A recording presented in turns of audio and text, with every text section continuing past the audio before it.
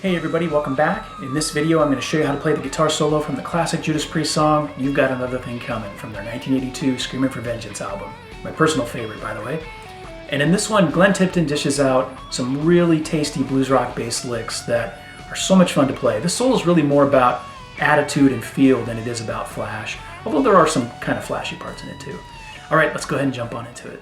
Alright, before we break the solo up into a bunch of different sections, let me play the whole thing for you slowed down to about 60-65% of the normal speed so you can see how it feels and sounds slowly, and then we'll break it up into bite-sized pieces. But notice that when I get to the end with the toggle switch trick, because I've slowed down so much, the notes aren't going to sustain long enough for me to do that, so I'm just going to pick the notes. And when we get into that section later on in the video, I'll show you how to do it both ways.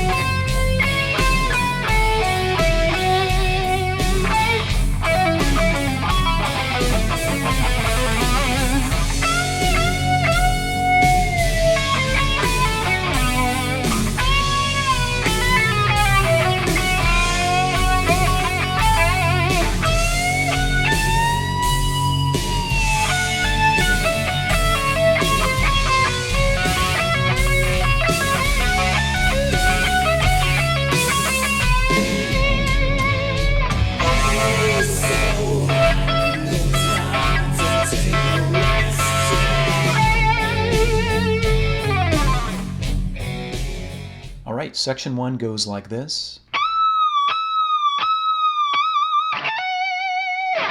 Now let me explain how each of those bends work. So the first bend, we're bending up at the 22nd fret of the high E string, a full step. But then we come down from the bend, but only halfway, so it's going to sound like this. Now the second and the third bends are very similar, but they're pre-bends, so you bend up before you hit the note. So we bend up a full step, hit the note, and bring it down halfway. We do that twice. And then with that fourth bend, we're bending up a full step and giving it a vibrato, but we're actually starting the bend halfway up, okay? It's kind of like you're leading off from where you last bent down from that third bend. Remember how you ended halfway down? You're picking the note while you're halfway down and then bringing it up in a full vibrato, like this. So here are all those bends so far, slowly. And then with the last two notes, you go like this. Now, whenever I do that, I always think of Albert King or Stevie Ray Vaughan. It's just classic kind of little, blues phrase there. And sometimes what I do is I end up picking that 19th fret note twice, like this.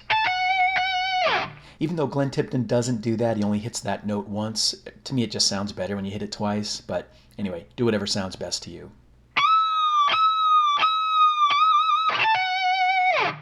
Section 2 goes like this. Now let me play that at slow speed.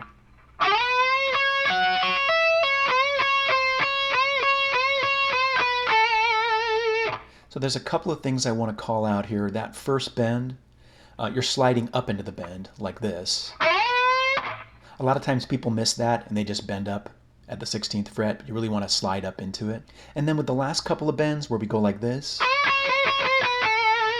Now a lot of times with that last bend, I see people incorrectly bend up a full step instead of a half, but that gives it a totally different feel, so you want to make sure that you only bend up a half step at the very end. So here's this section one more time, slowly.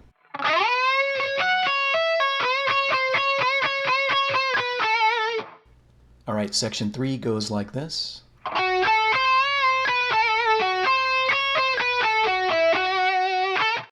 Now this section here, it's the simplest section of the solo, but to me it's the most memorable. The phrasing here is just, it's ingrained in my head from, being a kid in the early 80s and listening to Priest. This is kind of the song that really got me into them, right?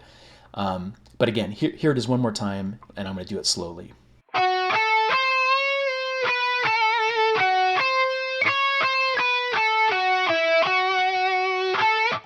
All right, section 4 goes like this.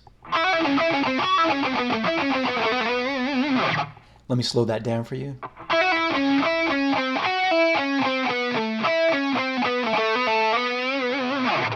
And one way to look at this section is to break it up into 3 little parts. Like the first part goes like this. The second part goes like this. And then the third part.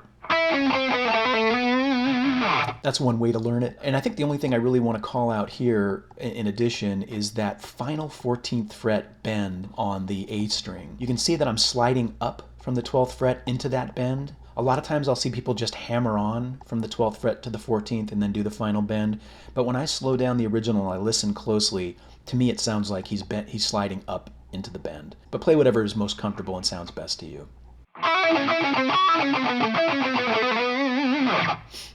Section 5 goes like this.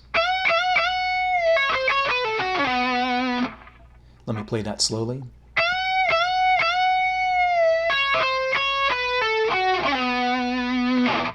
Now for that final note at the 14th fret of the A string, you'll notice that I do a very quick slide down from the 16th fret into that note. And again, a lot of times I see people miss that. They just play the note without sliding into it. And I think in the grand scheme of things, most people won't notice if you don't do the slide. But when I listen very closely and slow down the original, I hear him slide down into that note very rapidly. Here it is one more time slowly.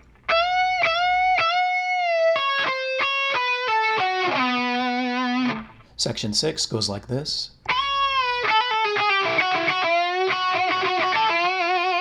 Now let me play that slowly and then we'll dissect it.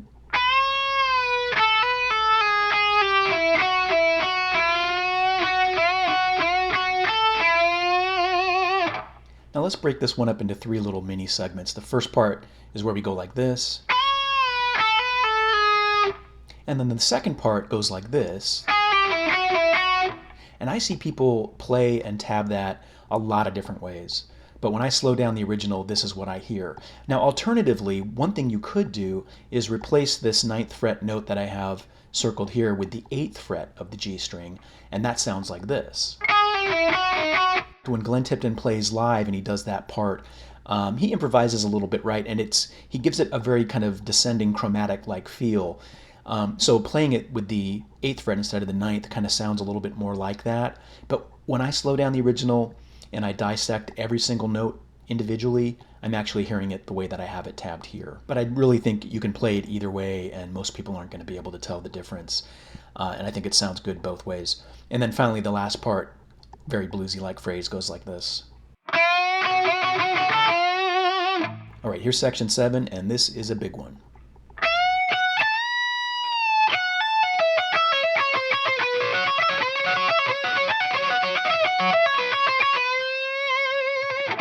Now let's break that one up into a bunch of little bite-sized pieces here. First, let's get the first couple notes out of the way where he does the bending like this. Now with the rest of it, I really feel like Glenn was improvising here heavily, right? I mean, just the phrasing and the way it all comes together, it definitely feels like he was just winging it. And to me, that's really when the magic happens, right? When you're just kind of on co-pilot and just letting it flow out of you. I really feel like that's what he was doing in this section right here. Now let me slow that down for you and play it along to the backing track, because I think that's really where you get to hear the feel for it and the timing best.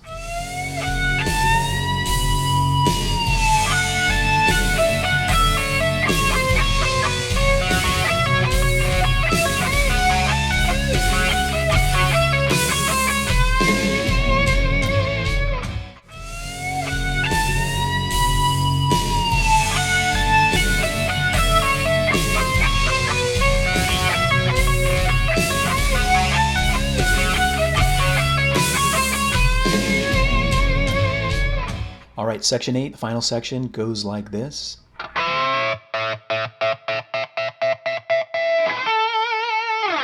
Now you can hear my notes are starting to die out there a little bit. You really need to have quite a bit of gain to make this part work well, you know, with sustaining that 16th, 17th fret notes there.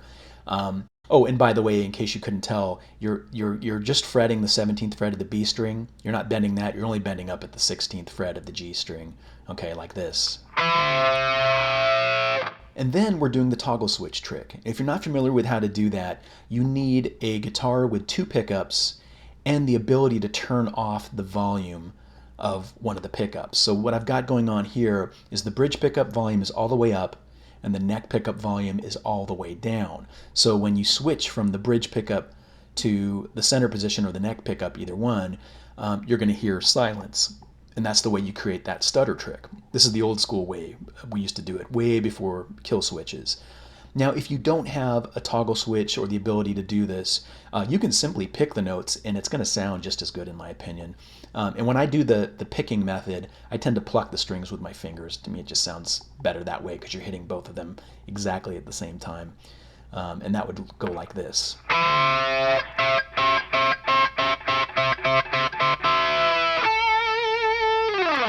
All right, now let me play for you one more time, the whole thing slowed down, so you can practice along with it that way.